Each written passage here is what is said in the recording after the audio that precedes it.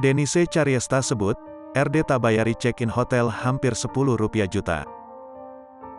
Denise Cariesta mengungkit masalah RD tak bayar hutang check-in hotel.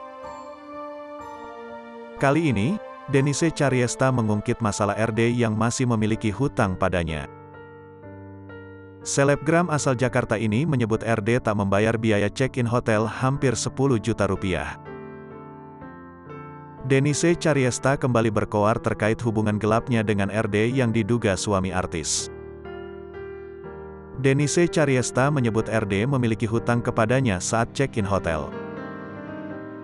Bahkan, Denise Cariesta menyebutkan harga hotelnya semalam hampir 10 juta rupiah. Masih ngutang tuh kemarin dia, terakhir check-in sama gue belum bayar 9.700.000, ujar Denise dikutip dalam kanal YouTube Denise Cariesta pada Kamis, tanggal 24 November tahun 2022.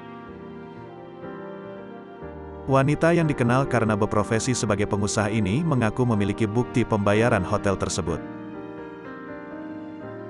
Bahkan, Denise akan membongkar bukti pembayaran tersebut ke publik. "Gue punya buktinya ini, masih ada nggak? Nanti dimasukin ya," ujar Denise Cariesta.